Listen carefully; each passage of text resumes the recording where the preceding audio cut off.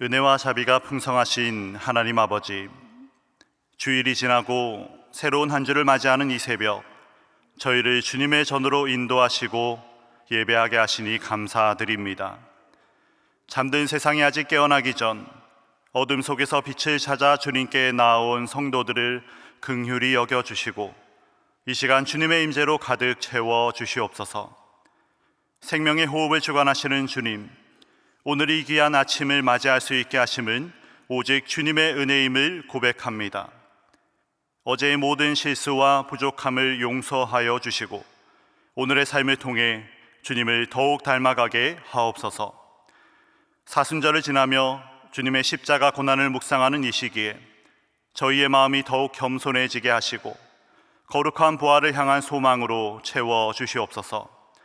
주님께서 걸어가신 고난의 길을 깊이 생각하며 저희도 자기를 부인하고 각자의 십자가를 지고 따르는 참된 제자의 삶을 살게 하여 주시옵소서. 하나님, 이 나라와 민족을 위해 간절히 기도합니다. 우리 대한민국이 깊은 정치적 혼란과 갈등으로 몸살을 앓고 있음을 주님께서 아십니다. 진영과 이념 간의 갈등이 더욱 첨예해지고 국민들 간에도 분열이 깊어지는 이때에 주님의 긍휼하심을 구합니다. 정쟁의 소용돌이 속에서 진리와 정의가 흐려지지 않게 하시고 국민을 섬기는 마음으로 모든 정치인들이 나아가게 하여 주시옵소서. 정치 지도자들에게 하나님을 경외하는 마음과 국가와 국민 전체의 공익을 위해 헌신하는 지혜를 부어 주시옵소서. 국민들은 서로를 향한 혐오와 적대감을 내려놓고 다른 의견과 입장을 존중하며 대화하는 성숙한 민주주의를 향해 나아가게 하여 주시옵소서. 중요한 의사결정들이 지혜롭고 공정하게 이루어지도록 하셔서 헌정 질서와 법치가 바로 세워지게 하시고 어떤 상황 속에서도 국가의 안정과 국민의 안전이 지켜지게 하여 주시옵소서. 하나님, 이처럼 혼란한 시기에 이 땅의 교회들이 세상의 빛과 소금의 역할을 잘 감당하게 하여 주옵소서. 그리스도인들이 정치적 견해 차이로 서로를 판단하거나 정죄하지 아니하고 먼저 십자가 아래서 하나됨을 이루게 하여 주옵소서. 교회가 정파적 이익에 휘둘리지 아니하며 오직 하나님의 진리의 말씀과 주님의 사랑을 선포하는 예언자적 목소리를 낼 수 있도록 인도하여 주옵소서. 하나님, 우리 소망교회와 모든 성도들을 위해 기도합니다. 김경진 담임 목사님과 모든 부교역자들에게 성령의 능력과 지혜를 충만히 부어주시고 모든 사역이 주님의 뜻 안에서 이루어지게 하여 주시옵소서. 특별히 네 겹의 기도로 주님 앞에 나아가는 올 한 해 기도의 능력이 온 교회에 충만하게 하시고 성령의 역사하심이 우리 모든 삶의 영역에 나타나게 하여 주시옵소서. 교회 안에 다양한 사역 부서와 지구 모임, 공동체가 주님 안에서 하나 되게 하시고 각자의 은사와 달란트로 주님의 영광을 드러내는 아름다운 교회가 되게 하여 주옵소서. 특별히 새로 등록한 가정들이 잘 정착하고 영적인 가족으로서 따뜻한 교제를 나눌 수 있게 하옵소서. 모든 성도들의 믿음이 성장하고 영적 생활이 또한 깊어지기를 소망합니다. 말씀을 사모하며 기도에 힘쓰는 성도들이 되게 하시고 세상 속에서 그리스도의 향기를 전하는 제자로 살아가게 하옵소서. 직장과 가정, 학교와 사회 속에서 빛과 소금의 역할을 잘 감당하며 주님의 사랑을 참되게 실천하는 그 삶을 살게 하여 주옵소서. 우리 사랑하는 자녀들을 위해 기도합니다. 새 학기를 맞이하는 자녀들에게 학업의 지혜를 주시고 믿음의 토대 위에 바른 지식을 쌓아가게 하옵소서. 입시를 준비하는 자녀들에게 집중력과 인내를 주시고 대학 생활을 시작하는 청년들에게는 새로운 환경에 잘 적응할 수 있는 은혜를 내려 주시옵소서. 군 복무 중인 자녀들을 지켜주시고 국방의 의무를 감당하는 동안 강건한 믿음과 체력을 허락하여 주옵소서. 해외에 있는 자녀들이 주님의 보호하심 안에 있게 하시고 신앙을 잃지 않으며 오히려 더욱 주님을 의지하여 성숙해지는 시간이 되게 하여 주시옵소서. 이 시간 고통 중에 있는 모든 환우들을 위해 또한 기도합니다. 중환자실에서, 암병동에서, 또는 가정에서 질병과 싸우고 있는 성도들에게 치유의 손길을 내밀어 주시옵소서.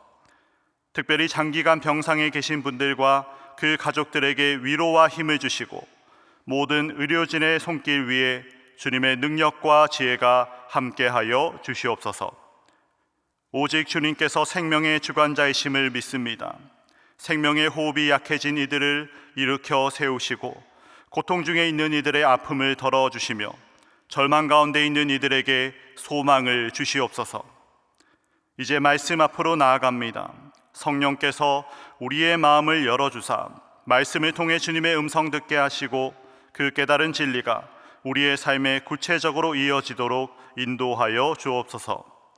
오늘 하루도 말씀의 힘으로 살아가며 어떤 상황 속에서도 주님께 영광 돌리는 우리 모두의 삶이 되게 하여 주시옵소서.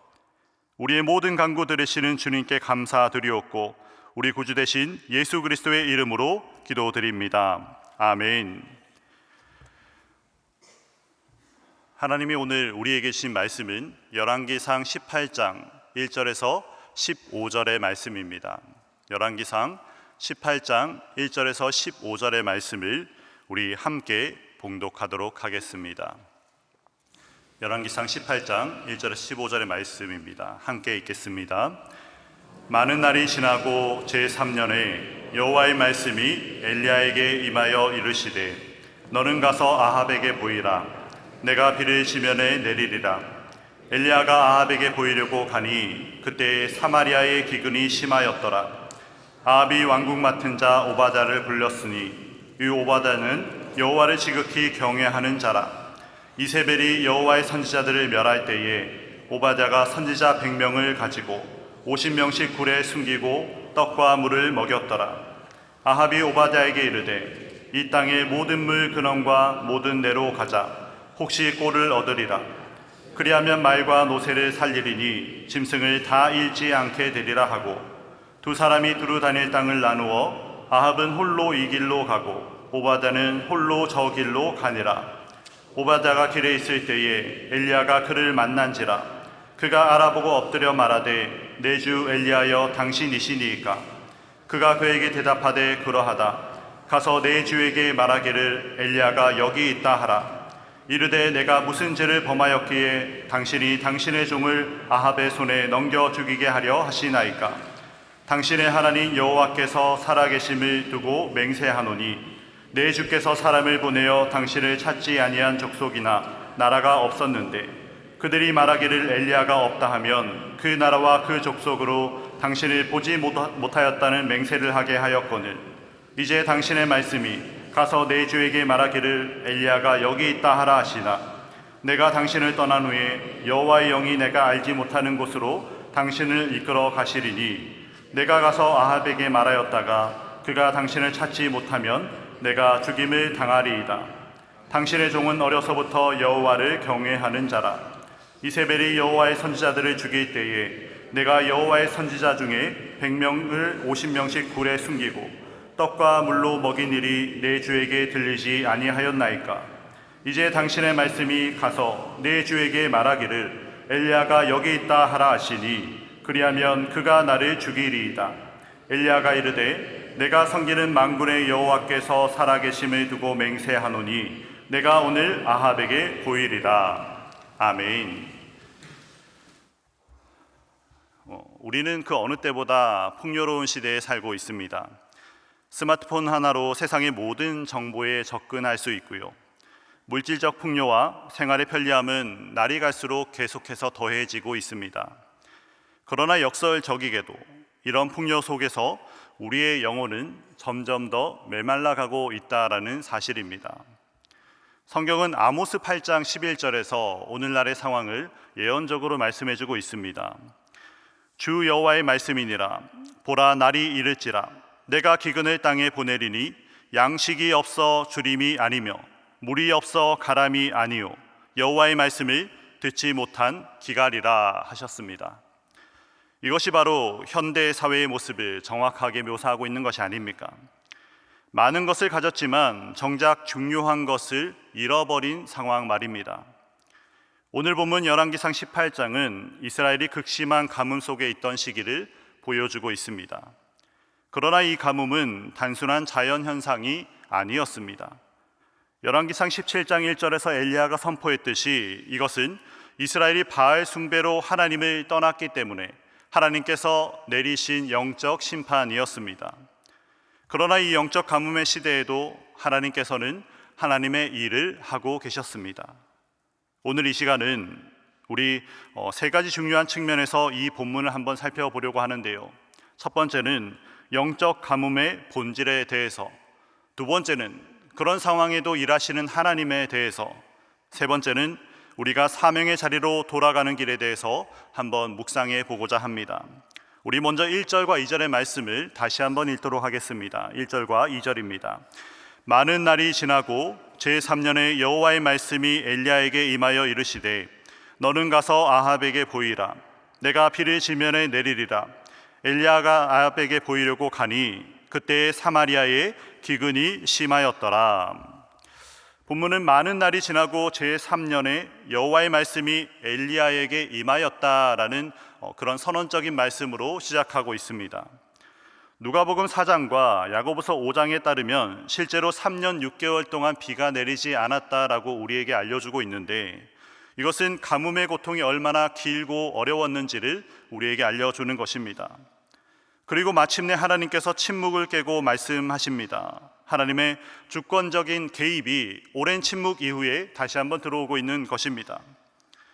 아합 왕 시대의 북이스라엘을 역사적으로 살펴보시면 솔로몬 이후 분열된 왕국에서 북이스라엘은 첫 번째 왕에서부터 하나님의 말씀을 따르지 않았습니다. 우상숭배의 길을 걸었다라는 겁니다. 그리고 아합은 그 타락의 정점에 있었습니다. 열왕기상 16장 30절은 그를 그의 이전의 모든 사람보다 여호와 보시기에 악을 더욱 행하였다라고 알려주고 있습니다. 특히 아합이 시돈의 공주 이세벨과 결혼하고 바알과 아세라 숭배를 국교로 삼으면서 이스라엘의 영적 상태는 최악으로 치달았습니다. 바알은 가나안 땅의 풍요와 그런 비를 내리는 신으로 알려져 있었습니다. 그래서 지금 이스라엘은요, 하나님이 아닌 바알이 그들에게 비와 풍요를 줄 것이라 믿었던 것입니다. 바로 이런 배경에서 하나님의 말씀은 굉장히 의미심장하다 말할 수 있습니다. 아합에게 보이라. 내가 비를 지면에 내리리라. 이는 단순한 날씨 예보가 아니지요. 이것은 누가 진정한 신인가 말씀하기를 원하시는 하나님의 그런 영적인 전쟁의 선언인 것입니다. 주목할 점은 하나님이 비를 내리리라 라고 약속하시기 전에 먼저 아합에게 보이라 말씀하셨다라는 것입니다. 이것은 하나님의 복, 하나님의 역사가 진리와 대면하는 것이 먼저 있어야 된다라는 것을 알려주는 것입니다. 아합은 엘리야와의 만남을 통해 하나님의 권위와 말씀을 직면해야만 했다라는 것이지요. 여기서 우리는 영적 가뭄의 본질을 발견하게 됩니다.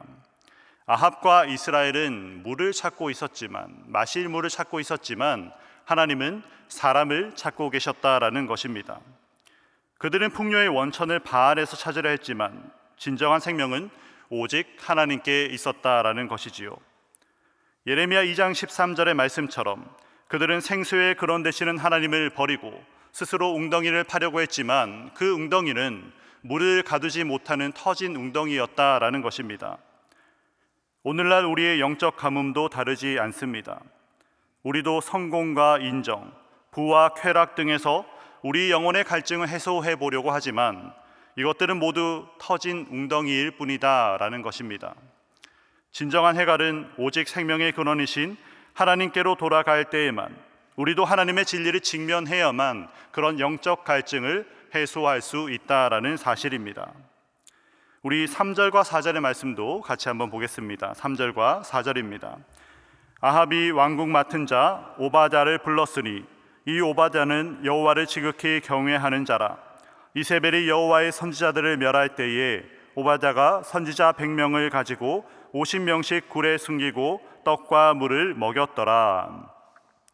놀랍게도 이스라엘 역사상 가장 어두운 시기라고 할 수 있는 이때에 하나님이 여전히 일하시고 있었다라는 것입니다.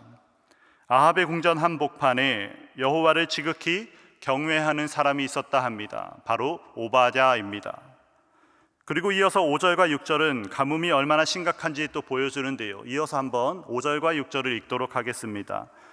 아합이 오바댜에게 이르되 이 땅의 모든 물 근원과 모든 내로 가자. 혹시 꼴을 얻으리라.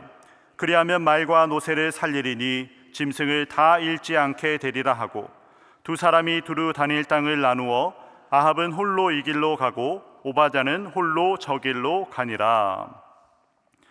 가뭄이 얼마나 심각한 상황이면요, 아합 왕이 직접 물과 풀을 찾아 나서야 할 정도였습니다. 아합이 얼마나 필사적이었는지, 그리고 그 상황이 얼마나 절박했는지 우리가 알 수 있는 것입니다. 또한 아합 왕은 홀로 이 길로, 그리고 오바댜는 홀로 저 길로 갔다라는 것을 보시면요, 이것이 우연이 아니라 하나님께서 섭리로 간섭하셔서 오바댜가 엘리야를 만나게 하셨구나라는 것을 우리에게 알게 하시는 것입니다. 아합이 자신의 짐승을 살리려고 애쓰는 동안 하나님은 백성들의 영혼을 살리는 그 더 큰 계획을 이루고 계셨다라는 것이지요. 세상이 물질적 생존과 번영에 집중할 때 하나님은 영적인 구원과 회복에 집중하고 계시다라는 것입니다. 오바댜라는 이름은 히브리어로 여호와의 종이라는 뜻입니다. 그는 왕국 맡은 자, 즉 총리나 비서실장 같은 고위 관료였지요. 놀라운 것은 아합과 같은 악한 왕 밑에서 하나님을 지극히 경외하는 사람이 일하고 있었다라는 사실입니다. 더욱 놀라운 것은 오바댜의 행동입니다. 이세벨이 여호와의 선지자들을 학살할 때 그는 100명의 선지자를 50명씩 두 굴에 숨기고 그들에게 음식과 물을 공급했다 말해주고 있습니다. 만약 발각되었다면 즉각 처형될 위험이 있었지만 오바댜는 그 위험 무릅쓰고 하나님의 종들을 보호했다라는 것이지요. 여기서 중요한 교훈이 또 있습니다. 오바댜는 자신의 위치를 하나님의 뜻을 이루는 데 사용했다라는 것입니다. 그는 하나님을 지극히 경외하는 사람으로서 나는 악한 왕 밑에 있을 수 없다 하여 그를 떠나지 않았다라는 겁니다. 그는 그 자리에 계속 남아서 하나님이 그를 그곳에 두신 목적을 찾으려 애썼고요, 그 찾은 목적을 이루었다라는 것입니다. 이것은 오늘날 우리에게도 중요한 도전입니다. 우리는 종종 세속적인 직업과 영적인 사명 사이에 선을 그어서 인위적인 구분을 만들고는 하는데, 오바댜의 삶은 우리가 어디에 있든지 그곳이 하나님의 뜻을 이룰 수 있는 사명의 자리다라는 것을 알려주고 있는 것입니다. 오바댜는 자신의 사명을 깨닫고 순종함으로 하나님의 백성들을 구원하는 데 쓰임받고 있습니다. 더불어서 그가 떡과 물을 그들에게 먹였다 말하는 것은 열왕기상 17장의 두 사건과 연결되어 있습니다. 하나님께서 까마귀로 엘리야를 먹이셨고 사르밧 과부를 통해 엘리야를 먹이신 것처럼 이제 오바댜를 통해 100명의 선지자들을 먹이고 계시다라는 사실입니다. 하나님은 이처럼 우리가 예상하지 못한 방법으로 하나님의 종들을 보존하신다라는 것, 지키고 계시다라는 것을 우리가 알게 되는 것입니다. 하나님은 가장 어둡고 악한 시대에도, 가장 의외의 장소에서도, 또 가장 의외의 방법으로 가장 의외의 사람을 사용하셔서 하나님의 뜻을 반드시 이루어 가신다라는 것이지요. 이것이 우리에게 주시는 하나님의 소망 아닙니까? 오늘날 우리의 가정, 직장, 학교, 세상의 모든 곳이 우리를 통하여 하나님의 목적을 이루시는 하나님이 주신 사명의 자리임을 믿으시기 바랍니다. 우리 7절의 말씀 또 다 같이 보겠습니다. 시작.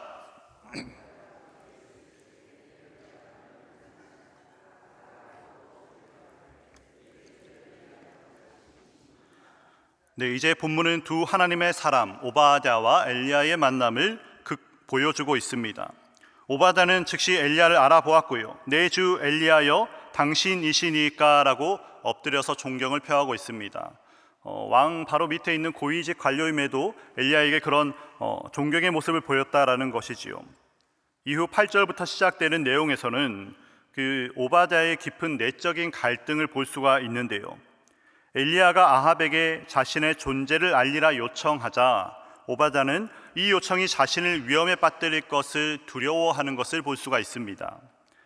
만약 엘리야가 영에 이끌려 다른 곳으로 사라지고 아합이 와서 엘리야가 있는 곳을 찾지 못한다면 오바댜는 죽임을 당할 것이 뻔했기 때문입니다. 이 같은 우려는 실제적인 두려움에서 비롯된 것입니다. 13절을 보시면 오바댜는 자신의 과거 행적을 언급하는데요, 이렇게 말하지요. 이세벨이 여호와의 선지자들을 죽일 때에 내가 여호와의 선지자 중에 100명을 50명씩 굴에 숨기고 떡과 물로 그들을 먹이니리 내 주께 들리지 않았습니까? 라고 물으면서 자신의 말을 하고 있습니다. 이것은 오바댜가 이미 큰 위험을 감수했고 하나님께 충분히 충성하고 있다라는 것을 알려주고 있는 것입니다.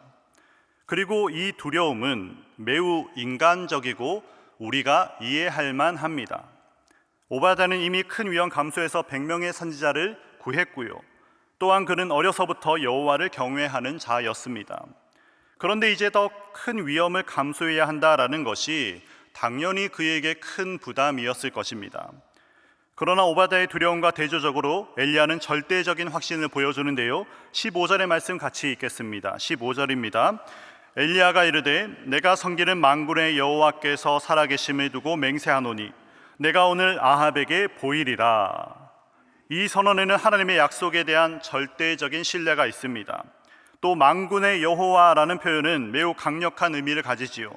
이것은 하나님께서 모든 천상의 군대와 능력을 주관하는 분이시다라는 것을 강조하는 겁니다. 엘리야는 아합의 왕권보다 훨씬 더 강력한 권위, 우주의 창조주요 주관자이신 하나님의 권위에 의지하고 있다라는 것입니다. 그리고 맹세하노니라고 말하였습니다. 이것은 자신의 말에 어느 때보다 확신을 가지고 있다라는 말입니다. 하나님의 신실하심을 완전히 신뢰하였기 때문에 자신의 약속에 확신을 가지고 지금 오바댜에게 말하고 있는 겁니다. 이 장면을 통해 우리가 사명의 자리로 돌아가는 과정에 대해서 다시 한번 생각해 볼 수 있습니다. 그것은 바로 두려움을 넘어서는 신뢰입니다. 우리의 사명을 방해하는 가장 큰 장애물은 종종 두려움이 됩니다. 실패에 대한 두려움, 거절에 대한 두려움, 안전을 잃을지 모른다 하는 그런 두려움 때문에 우리는 마비되고 만다라는 것이지요. 그러나 엘리야처럼 우리도 만군의 여호와를 신뢰할 때 두려움을 극복할 수 있습니다. 마찬가지로 하나님의 약속은 오늘 우리에게도 담대함을 주는 줄로 믿으시기 바랍니다. 그래서 오늘 말씀을 통해 우리가 사명의 자리로 돌아가는 과정을 몇 가지 과정으로 말씀드릴 수 있는데요. 첫 번째는 정직한 자기 인식입니다. 오바댜처럼 우리의 두려움과 한계를 인정해야 된다라는 겁니다. 신앙은, 믿음은 두려움을 없애는 것이 아니라 두려움에도 불구하고 하나님을 신뢰하는 것입니다. 내가 마주한 상황보다 크신 하나님을 만나서 두려움을 넘어서는 것입니다. 두 번째로 하나님에 대한 재발견이 필요하다라는 겁니다. 엘리야가 만군의 여호와를 선포했듯이 우리도 하나님이 어떤 분이신지 정확하게 기억해내야 합니다. 그분은 우리가 마주하는 어떤 상황보다, 어떤 산보다, 어떤 파도보다 크신 분이다라는 것을 우리가 다시 한번 기억해내야 합니다. 세 번째는 단호한 결단입니다. 내가 오늘 아합에게 보이리라 했던 엘리야의 선언처럼 우리도 지금 이 순간 행동하기로 결정해야 됩니다. 내일로 미루거나 조건을 달지 않는 단호한 순종이 필요하다라는 것입니다. 이렇게 우리는 하나님이 원하시는 사명의 자리로 담대히 나아갈 수가 있습니다. 사랑하는 여러분, 오늘 우리는 열왕기상 18장을 통해서 영적 가뭄의 본질, 메마른 시대에도 일하시는 하나님, 그리고 우리가 어떻게 사명의 자리로 돌아갈 수 있는지 살펴보았습니다. 오늘 본문 안에서 아합은 물을 찾았지만 하나님은 사람을 찾고 계셨습니다. 하나님은 오바댜를 찾으셨고요, 엘리야를 부르셨습니다. 오늘도 하나님은 여전히 하나님의 뜻을 이룰 사람들을 찾고 계시다라는 말씀입니다. 그리고 그 사람이 바로 저와 여러분이 되기를 원합니다. 오늘 본문을 통해 주시는 세 가지 도전을 다시 한번 나누며 말씀을 마무리하도록 하겠습니다. 첫 번째로 영적 갈증의 참된 해결책을 찾으시기 바랍니다. 물질과 성공과 인간관계가 아닌 생명의 근원이신 하나님께로 돌아가십시오. 두 번째로 삶의 자리에서 하나님의 목적에 순종하시기 바랍니다. 오바댜처럼 여러분이 있는 그곳이 바로 하나님의 일을 할 수 있는 사명의 자리임을 기억하시기 바랍니다. 세 번째로, 두려움을 넘어서 신뢰하시기 바랍니다.